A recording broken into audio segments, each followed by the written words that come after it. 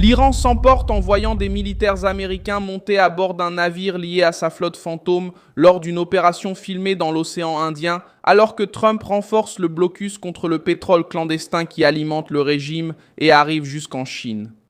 En plein vendredi, le 5 juin 2026, l'interception du MT Davina montre que Washington ne se contente pas de parler de sanctions. Il déploie des troupes, des hélicoptères et exerce une pression réelle sur la route que Téhéran utilise pour continuer à faire entrer de l'argent malgré les sanctions. Le navire sanctionné est devenu le symbole d'un message fort. Que transportait ce navire? Pourquoi la Chine est-elle impliquée dans cette histoire? Comment Trump va-t-il encore resserrer l'étau? Je vais tout expliquer tout de suite.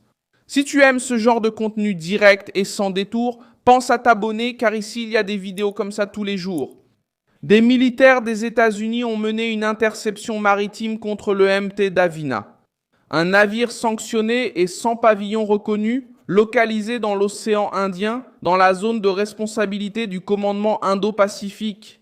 L'opération a été annoncée par les autorités américaines comme faisant partie de la surveillance mondiale contre les navires accusés d'apporter un soutien matériel à l'Iran. Sur les images, des hélicoptères s'approchent, des soldats descendent en rappel et l'équipe progresse sur le pont. Ce n'était pas une visite ordinaire, c'était une opération militaire contre un élément clé du système pétrolier clandestin de Téhéran. Le MT Davina n'apparaît pas par hasard dans cette crise. Le navire était déjà sous sanctions américaines depuis octobre 2024 en raison de ses liens avec le commerce du pétrole iranien. Elle est également associée au nom Le Nord et à des enregistrements de pavillons de complaisance, une manœuvre utilisée par les navires qui tentent d'échapper au suivi, à la surveillance et aux sanctions économiques. C'est ce qu'on appelle la flotte fantôme, un réseau de pétroliers, de sociétés écrans et de routes complexes qui permet au régime iranien de vendre du pétrole, même lorsque Washington tente de couper cette source de revenus. La cargaison rend l'affaire encore plus sensible. Des données de suivi maritime citées par des médias internationaux indiquaient que le superpétrolier pouvait transporter jusqu'à 2 millions de tonnes. Le pétrolier iranien était presque plein lorsqu'il a été localisé près de la côte sud du Sri Lanka. C'est là que l'opération prend une dimension politique.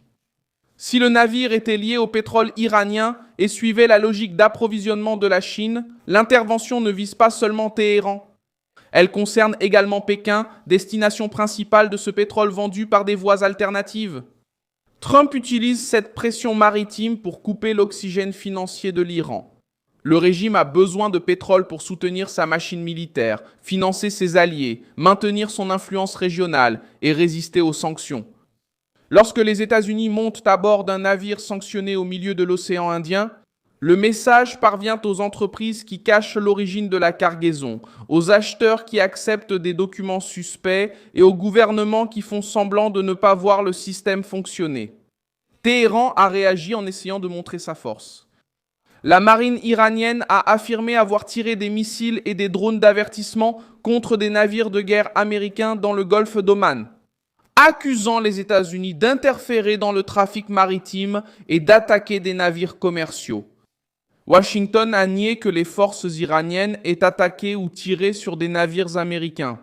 Pour la narration interne de l'Iran, cette version sert à montrer de la bravoure. Du point de vue de Washington, elle montre le désespoir d'un régime voyant sa route maritime surveillée, bloquée et exposée. La crise affecte également les négociations. Des sources proches de l'Iran ont commencé à dire que les discussions avec les États-Unis étaient bloquées ou sans progrès après les actions américaines en mer et les mouvements d'Israël au Liban. Trump continue de laisser ouverte la possibilité d'un accord, mais sans relâcher la pression. La Maison-Blanche ne négocie pas de pause.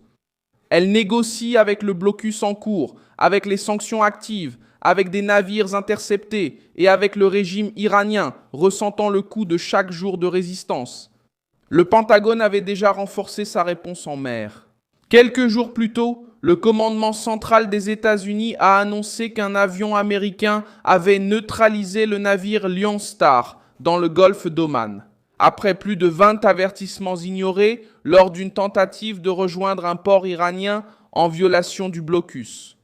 Le navire a été touché dans la salle des machines pour empêcher sa progression sans transformer l'action en une attaque généralisée contre l'équipage. Ce détail montre le mode opératoire. Washington tente d'arrêter le flux, pas de déclencher une guerre navale incontrôlée. Si les navires s'arrêtent, les recettes diminuent. Si les recettes diminuent, la pression interne augmente. Si la Chine commence à faire face à des coûts plus élevés pour recevoir ce pétrole, tout le réseau devient plus cher et plus risqué. L'opération contre le MMT Davina en est la preuve exacte. Le régime a construit une route pour échapper aux sanctions et Trump commence à traiter cette route comme une cible stratégique. Israël entre dans ce tableau par une autre voie. Des reportages internationaux ont indiqué que des forces militaires et des agents du renseignement israélien ont opéré en Azerbaïdjan pendant la guerre contre l'Iran, près de la frontière iranienne, lors de missions liées à la surveillance, aux drones et à la collecte d'informations. Ce détail renforce le sentiment d'encerclement pour Téhéran. En mer, les États-Unis coupent la route du pétrole. Dans la région, Israël renforce le renseignement et réduit la distance opérationnelle contre des cibles iraniennes. Le régime se rend compte que la pression ne vient plus d'un seul point. La réaction iranienne montre un malaise car le MMT Davina représente plus qu'un simple navire. Il représente le modèle de survie économique utilisé par Téhéran pour contourner les sanctions. Des navires sans pavillon clair, des noms alternatifs, des cargaisons difficiles à tracer et des acheteurs prêts à prendre des risques forment un système qui a fonctionné pendant longtemps parce que beaucoup évitaient d'affronter le problème en haute mer. Le détail des images transforme une sanction invisible en une scène concrète. Beaucoup de gens entendent parler de blocus, de flottes fantômes et de commerce clandestin, mais ils ne voient pas comment cela fonctionne en pratique. L'approche montre le moment où la politique devient action. Des hélicoptères dans les airs, des militaires descendant sur le pont et un navire sanctionné en train d'être inspecté dans des eaux éloignées du Moyen-Orient. La sanction cesse d'être sur le papier et apparaît en mer. Le régime iranien peut menacer d'étendre la crise à l'océan Indien, à la mer Rouge, à Bab el-Mandeb et même à la Méditerranée. Mais cette menace révèle aussi la dépendance de Téhéran à l'égard de routes maritimes sensibles. Plus l'Iran est en la crise, plus il justifie la présence américaine. Plus il menace les navires, plus il ouvre la voie à un blocus. Plus il utilise la flotte fantôme, plus il donne de raison à une interdiction. Donald Trump exploite cette contradiction avec une pression qui n'a pas besoin de demander la permission au discours iranien. À partir de maintenant, il reste à savoir si le MMT Davina verra sa cargaison retenue, si de nouvelles entreprises seront sanctionnées, et si la Chine sera directement mise sous pression pour avoir accepté du pétrole iranien via des réseaux parallèles, tandis qu'Israël maintient des actions de renseignement autour du territoire iranien. Je suis Milson Alves, internationaliste, et mon objectif est de vous tenir bien informé en vous disant la vérité chaque jour. Les liens vers les actualités se trouvent dans la description de la vidéo. Laisse un like sur cette vidéo, abonne-toi à la chaîne et à la fin, jette un œil aux commentaires pour t'impliquer encore davantage dans la communauté Milson Alves.